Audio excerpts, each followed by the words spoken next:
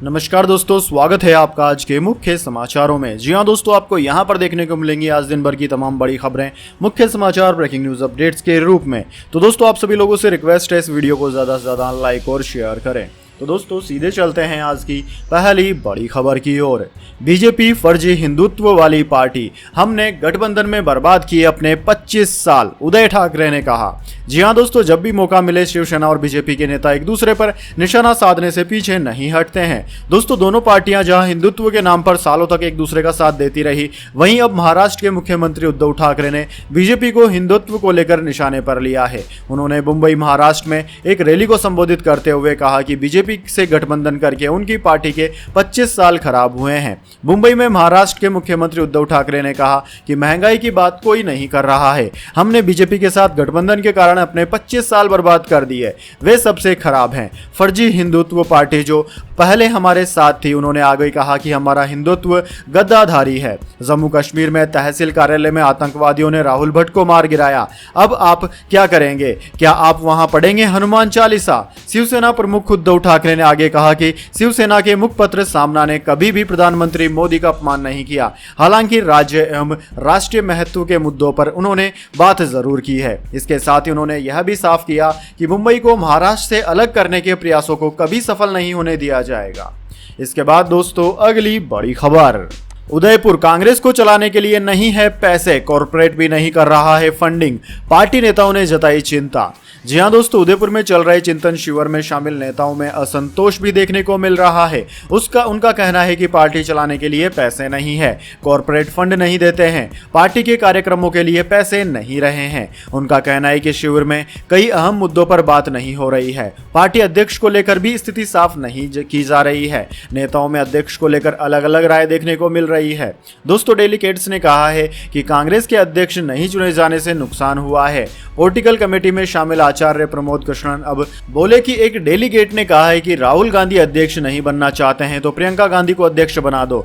जब उन्होंने यह बात कही तो प्रियंका और सोनिया दोनों मौजूद थी, इसलिए उन्हें चुप कराते हुए यह कहा गया कि यह मीटिंग अध्यक्ष बनाने के लिए नहीं हो रही है। कुछ नेताओं का कहना है कि कांग्रेस को विधानसभा चुनाव के लिए गठबंधन नहीं करना चाहिए, इससे यूपी बिहार जैसे राज्यों में नुकसान हुआ और पार्टी का संगठन खत्म हो गया। इसके अलावा शिविर में शामिल नेताओं से कहा गया है कि पिछली गलतियां गिनाएं, बगैर पैनल में भविष्य की बात करें।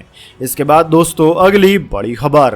तालिबान का बर्बर चेहरा फिर आया सामने, पति पत्नियों के लिए दिया अजीब फरमान।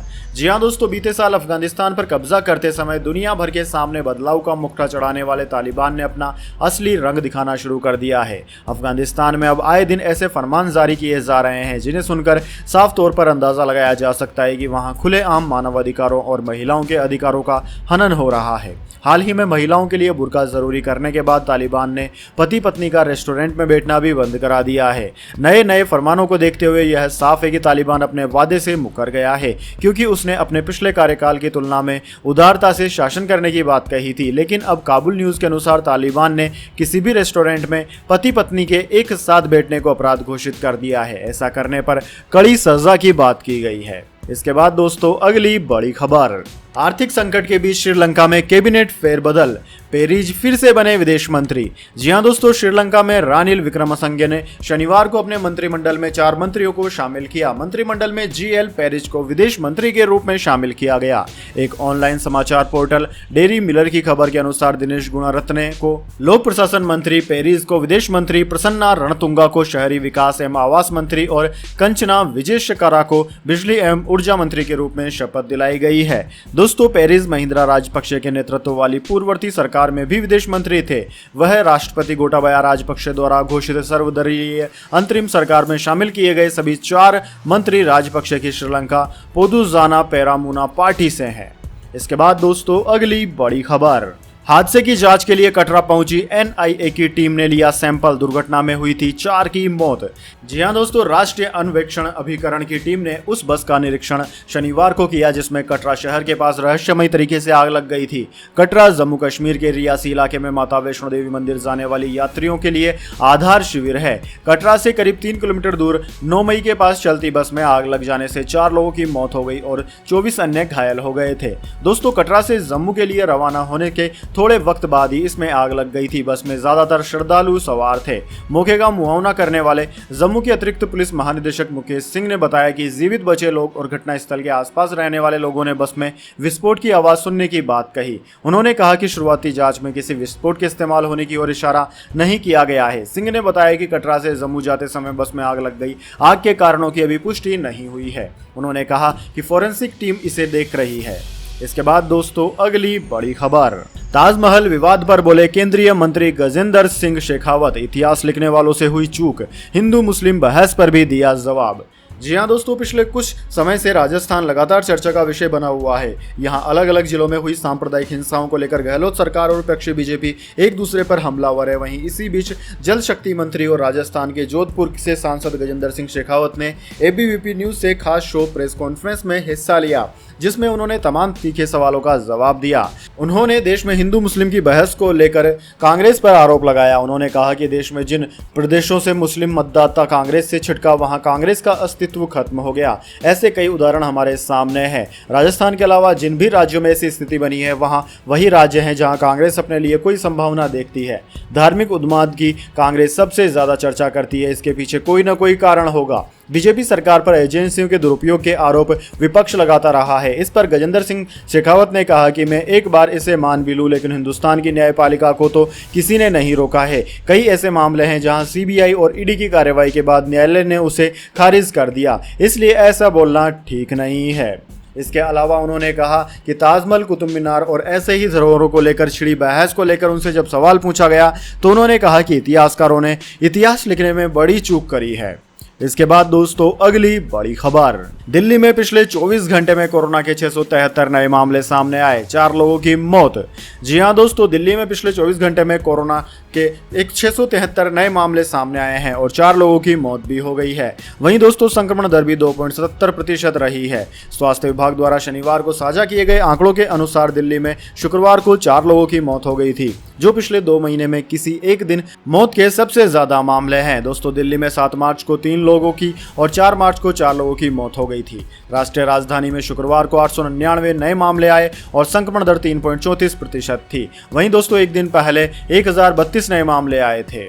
दोस्तों स्वास्थ्य मंत्रालय के बुलेटिन के मुताबिक नए मामलों के साथ दिल्ली में संक्रमितों की संख्या अब 18,99,745 और मृतकों की संख्या 26,192 हो गई है। इसके बाद दोस्तों अगली बड़ी खबर, सरकार ने राशन लेने के लिए बनाया नया नियम। जी हां दोस्तों, अगर आप राशन कार्ड धारक हैं और सरकारी राशन का लाभ उठाते हैं तो आपके लिए जरूरी खबर है। दरअसल दोस्तों सरकार ने राशन लाभार्थियों के हित को ध्यान में रखते हुए जरूरी नियम बनाया है। दरअसल दोस्तों राशन कोटेदार लोगों को कई बार तोल में गड़बड़ी कर राशन कम देता है, इसलिए सरकार ने अब राशन दुकानों पर इलेक्ट्रिक पॉइंट ऑफ सेल अनिवार्य कर दिया है। यानी कि दोस्तों राष्ट्रीय खाद्य सुरक्षा कानून ने राशन लाभार्थियों को सही मात्रा में राशन मिले, इसके लिए केंद्र सरकार ने राशन की दुकानों पर इलेक्ट्रिक पॉइंट ऑफ सेल उपकरणों को इलेक्ट्रिक तराजू के साथ जोड़ना अनिवार्य कर दिया है। यानी कि अब जब भी आप राशन की दुकान पर जाएंगे तो आपको इलेक्ट्रिक तराजू ही मिलेगा, जिससे आपको 1 ग्राम का भी नुकसान नहीं होगा। इसके बाद दोस्तों अगली बड़ी खबर, अब देश से बाहर नहीं जाएगा गेहूं। भारत ने गेहूं के एक्सपोर्ट पर तुरंत प्रभाव से लगाई रोक, कीमत कंट्रोल करने के लिए सरकार का बड़ा फैसला।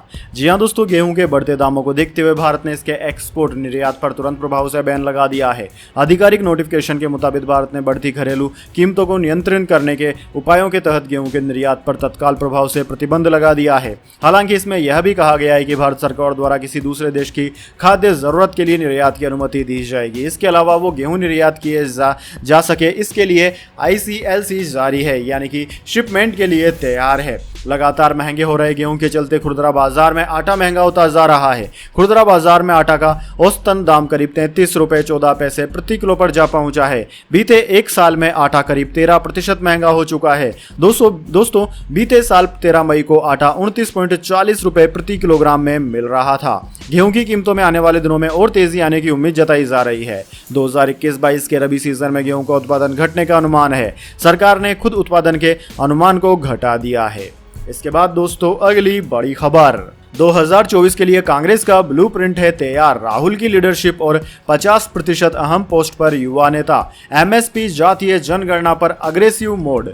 जी हां दोस्तों, उदयपुर में जारी चिंतन शिविर के दूसरे दिन कांग्रेस खेमे से बड़ी खबर सामने आई है। राहुल गांधी के नेतृत्व में यूथ ब्रिगेड 2024 के आम चुनाव में उतर सकती है। संगठन से लेकर सत्ता में कांग्रेस 50 साल से कम उम्र के नेताओं को 50% हिस्सेदारी देगी। इसका ब्लूप्रिंट तैयार कर लिया गया है। वहीं इस बार पार्टी कई मुद्दों को नए सिरे से जनता के सामने लाएगी। इसमें जातीय जनगणना, एमएसपी की लीगल गारंटी प्रमुख है। सूत्रों के मुताबिक अगस्त में होने वाले कांग्रेस अध्यक्ष के चुनाव में राहुल गांधी को फिर से कमान मिल सकती है। दोस्तों, इसका रोड मैप चिंतन शिविर में तैयार किया जा रहा है। शनिवार को सोनिया गांधी, सभी महासचिवों, प्रदेश प्रभारी, प्रदेश अध्यक्ष और सीएलपी लीडर की बैठक बुलाई गई थी। इस बैठक में आगामी रणनीति पर चर्चा की गई। इधर सचिन पायलट ने अपने एक बयान में कहा कि कांग्रेस में अब युवाओं को हिस्सेदारी मिलेगी। पार्टी इस पर भी काम कर रही है। इसके बाद दोस्तों, अगली बड़ी खबर, दिल्ली में गर्मी ने तोड़ा रिकॉर्ड। इस साल का सबसे गर्म दिन 47 डिग्री सेल्सियस तक पहुंचा पारा।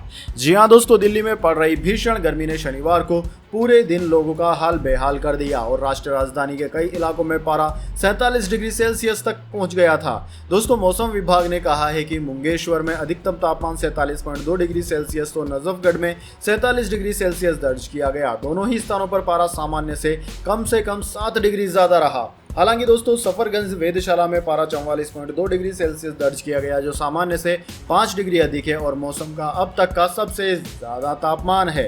दोस्तों, आपकी जानकारी के लिए बता दें, मौसम विभाग ने पूर्वानुमान जताया है कि शहर में रविवार को और भीषण गर्मी पड़ सकती है तथा इसके लिए ऑरेंज अलर्ट जारी किया गया है। कमजोर पश्चिमी विक्षोभ के कारण 1951 के बाद अप्रैल दूसरी बार सबसे गर्म रहा। महीने का अधिकतम औसत तापमान 40.2 डिग्री सेल्सियस रिकॉर्ड किया गया। इस महीने के आखिर में शहर के कई हिस्सों में पारा 46-47 डिग्री सेल्सियस तक पहुंच गया था। इसके बाद दोस्तों, अगली बड़ी खबर, गोल्ड सिल्वर वीकली अपडेट। इस हफ्ते सोने चांदी की कीमतों में बड़ी गिरावट है। सोना 1234 और चांदी 3246 रुपए हुई सस्ती।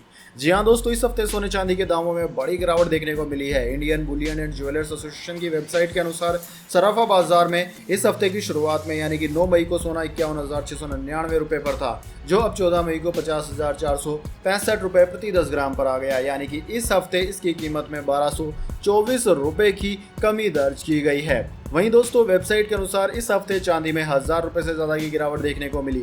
इस हफ्ते की शुरुआत में चांदी 62,352 रुपए पर थी, जो अब 59,106 रुपए प्रति किलोग्राम पर आ गई है। यानी कि इस हफ्ते इसकी कीमत 3,246 रुपए कम हुई है। इसके बाद दोस्तों, जाने अगली बड़ी खबर, लेकिन उससे पहले मेरी आपसे एक छोटी सी रिक्वेस्ट है। अगर दोस्तों आपको अभी तक हमारी न्यूज़ पसंद आई है तो इसे एक छोटा सा लाइक जरूर दे दीजिए, और अगर आपको पसंद नहीं आई है तो बेशक आप डिसलाइक भी कर सकते हैं, लेकिन दोस्तों लाइक और डिसलाइक जरूर कीजिए, क्योंकि दोस्तों यही हमारी मेहनत का फल होता है और इसी से हमें पता चलता है कि आपको हमारी वीडियोस पसंद आ रही है या नहीं। तो चलिए दोस्तों, जान लेते हैं अगली बड़ी खबर। अक्षय कुमार दूसरी बार हुए corona positive, Cannes film festival में नहीं होंगे शामिल। जी हां दोस्तों, बॉलीवुड एक्टर अक्षय कुमार दूसरी बार कोरोना पॉजिटिव हो गए हैं। अक्षय ने सोशल मीडिया पर पोस्ट शेयर करके अपने कोरोना पॉजिटिव होने की जानकारी दी। अक्षय ने बताया कि वह कोरोना पॉजिटिव होने की वजह से कांस फिल्म फेस्टिवल में शामिल नहीं हो पाएंगे। अक्षय के कोरोना पॉजिटिव होने की खबर सुनकर उनके फैंस परेशान हो गए हैं। दोस्तों, अक्षय कुमार ने ट्वीट करके अपने कोरोना पॉजिटिव होने की जानकारी दी है। उन्होंने ट्वीट किया कि वास्तव में कांस 2022 में इंडिया पैवेलियन में हमारे सिनेमा के लिए उत्सुक था, लेकिन दुख की बात यह है कि मैं कोरोना पॉजिटिव हो गया हूं। अनुराग ठाकुर, आपको और आपकी टीम को ढेर सारी शुभकामनाएं। वहां न होना आपको बहुत मिस करूंगा। इसके बाद दोस्तों, अगली बड़ी खबर, माणिक शाह होंगे त्रिपुरा के नए सीएम, फैसले से नाराज विधायकों का हंगामा। मंत्री ने कुर्सियां तोड़ी, कहा मर जाऊंगा। जी हां दोस्तों, माणिक शाह त्रिपुरा के अगले मुख्यमंत्री होंगे। विधायक दल की बैठक में सीएम पद के लिए माणिक का नाम तय किया गया है। मंत्री रामप्रसाद पाल ने इस प्रस्ताव पर आपत्ति जताई। इस दौरान कुछ विधायकों ने के बीच नोकझोंक भी हुई। मंत्री पाल ने कुर्सियां भी तोड़ दी। इस घटना का एक वीडियो भी दोस्तों वायरल हो रहा है, जिसमें उन्हें कहते हुए सुना जा सकता है कि मैं मर जाऊंगा। वहीं दोस्तों, विलिप देव ने अपने सीएम माणिक शाह को बधाई दी। विलिप देव ने शनिवार शाम 4:30 बजे इस्तीफा दे दिया था। इस्तीफे के बाद विलिप ने कहा कि 2023 में होने वाले विधानसभा चुनाव की तैयारी करनी है। यह भी बोले कि इस बारे में प्रधानमंत्री नरेंद्र मोदी से भी बातचीत हो चुकी है। इसके बाद दोस्तों, अगली बड़ी खबर, आईपीएल सट्टेबाजी केस में सीबीआई का खुलासा। 2019 में पाकिस्तान से मिले इनपुट पर चलता था सट्टेबाजी नेटवर्क, कई सरकारी अफसर भी हैं शामिल। जी हाँ दोस्तों, सीबीआई ने शनिवार को आईपीएल सट्टेबाजी को लेकर बड़ा खुलासा किया। सीबीआई ने कहा कि 2019 में आईपीएल टूर्नामेंट में मैच के नतीजों पर असर डालने के लिए सट्टेबाजी नेटवर्क पाकिस्तान से मिले इनपुट के आधार पर काम करता था। जांच एजेंसी का कहना है कि इस पूरे नेटवर्क को पाकिस्तान से ऑपरेट किया जा रहा था। सीबीआई ने इस मामले में एक केस भी दर्ज कर लिया है। दोस्तों, 3 लोगों को मैच फिक्सिंग और बैटिंग के आरोपों में गिरफ्तार किया गया है। सीबीआई ने दिल्ली, जोधपुर, हैदराबाद और जयपुर के 7 ठिकानों पर छापेमारी की। छापेमारी के जरिए 2019 आईपीएल फिक्सिंग में शामिल सिंडिकेट का भांडाफोड़ करने का प्रयास किया गया है। आरोप है कि इस सीजन में पाकिस्तान से आईपीएल मुकाबलों के नतीजों को प्रभावित किया जा रहा था।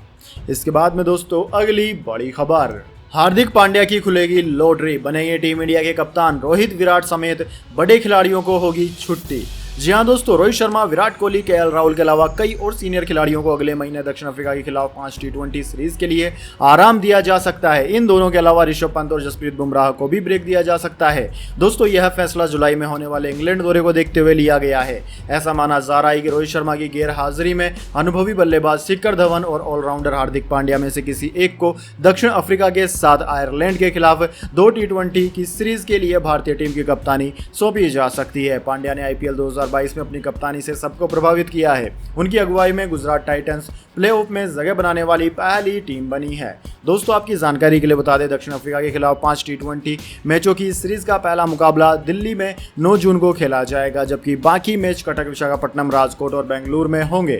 दक्षिण अफ्रीका के खिलाफ टी20 सीरीज के लिए टीम इंडिया का सिलेक्शन मुंबई में आईपीएल 2022 के लीग स्टेज के आखिरी दिन यानी कि 22 मई को होगा। न्यूज एजेंसी पीटीआई पहले ही यह बता चुकी है कि खराब फॉर्म में चल रहे विराट कोहली को भी आराम दिया जाएगा। चयनकर्ताओं के साथ साथ बीसीसीआई के लिए जुलाई की शुरुआत में इंग्लैंड का दौरा काफी अहम है। इसके बाद दोस्तों अगली बड़ी खबर, एसबीआई लॉन्च कर रहा है जबरदस्त सर्विस, दूसरे बैंक के ग्राहक भी उठा सकते हैं फायदा। जी हाँ दोस्तों, एसबीआई गूगल की तर्ज पर कई सुविधाओं वाले योनो 2.0 को लॉन्च करने वाला है। इसका फायदा उन लोगों को भी मिलेगा जो एसबीआई के ग्राहक नहीं है, यानी कि दोस्तों सभी भारतीय योनो 2.0 की सर्विस ले सकेंगे। दोस्तों, आपकी जानकारी के लिए बता दें, एसबीआई ने योनो ऐप डिजिटल बैंकिंग के लिए लॉन्च किया है। ग्राहकों को इस ऐप पर डिजिटल बैंकिंग सहित ई कॉमर्स सर्विस की सुविधा मिलती है। दोस्तों, योनो ऐप को एसबीआई ग्राहकों के हित में 16 मार्च 2019 को लॉन्च किया गया था। इसकी सबसे बड़ी खासियत है कि योनो कैश जो ऐप के साथ ऑनलाइन पोर्टल दोनों में अवेलेबल है। इसमें ग्राहकों को कई सुविधाएं मिलती है। इसके बाद दोस्तों अगली बड़ी खबर, भारत के गेहूं के एक्सपोर्ट बैन पर दुनिया में हाहाकार। जर्मनी बोला, अगर हर कोई इस तरह करेगा तो दुनिया में भुखमरी फैल जाएगी। जी हां दोस्तों, भारत ने तेजी से बढ़ती महंगाई को कंट्रोल करने के लिए गेहूं के निर्यात पर तत्काल प्रभाव से रोक लगा दिया है। भारत ने इस संबंध में 13 मई को शुक्रवार को अधिसूचना जारी की थी। भारत के इस फैसले को लेकर दुनिया भर से प्रतिक्रियाएं देखने को मिल रही है। गेहूं निर्यात पर प्रतिबंध के बाद G7 समूहों ने भारत के इस कदम की निंदा की। जर्मनी के कृषि मंत्री मैक ओजरेडमिर ने कहा कि भारत के इस कदम से विश्व भर में खाद्यान्न संकट उत्पन्न हो जाएगा। दरअसल दोस्तों, रूस और यूक्रेन दुनिया के 2 सबसे बड़े खाद्यान्न निर्यातक है, लेकिन इस साल रूस और यूक्रेन में युद्ध छिड़ने की वजह से वहां खेती नहीं हो पाई और दुनिया भर के तमाम देशों ने रूस पर व्यापारिक प्रतिबंध लगा रखे हैं। इससे पूरे विश्व में बड़ा खाद्य संकट पैदा हो गया है। यूक्रेन और रूस के से आपूर्ति प्रभावित होने के बाद भारत से गेहूं की मांग बढ़ी है। हालांकि यूक्रेन का कहना है कि उसके पास 20 मिलियन टन गेहूं है, लेकिन उसका व्यापार रूट युद्ध की वजह से पूरी तरह से समाप्त हो चुका है। गेहूं निर्यात पर लगाए गए प्रतिबंध को लेकर अधिकारियों ने कहा कि गेहूं के अनियमित निर्यात के कारण कीमतों में वृद्धि हुई है, जिसे कंट्रोल करने के लिए ऐसा कदम उठाया गया है। तो दोस्तों, यह थी आज की तमाम बड़ी खबरें। इसके बाद दोस्तों अब बारी आती है आज के माइंड क्विज क्वेश्चन की। जी हाँ दोस्तों, एक आसान से सवाल का जवाब देकर आप जीत सकते हैं एक अमेजिंग सरप्राइज गिफ्ट हमारे यूट्यूब चैनल की ओर से। तो दोस्तों, आज का सवाल आपकी स्क्रीन पर आ चुका है। अंतरिक्ष में जाने वाला पहला भारतीय कौन था? जी हाँ दोस्तों, अगर आप जानते हैं कि अंतरिक्ष में जाने वाला पहला भारतीय कौन था तो जल्दी से उनका नाम कमेंट बॉक्स में लिख दीजिए। अगर दोस्तों आपका जवाब होता है एकदम सही और आप चुने जाते हैं लकी विजेता के रूप में, तो आपको मिल सकता है एक अमेजिंग सरप्राइज गिफ्ट हमारे यूट्यूब चैनल की ओर से। तो दोस्तों जल्दी से अपना उत्तर कमेंट बॉक्स में लिख दीजिए, वीडियो को लाइक कर लीजिए और चैनल को सब्सक्राइब करके बेल आइकन भी दबा लीजिए। धन्यवाद। वंदे मातरम। जय हिंद, जय भारत।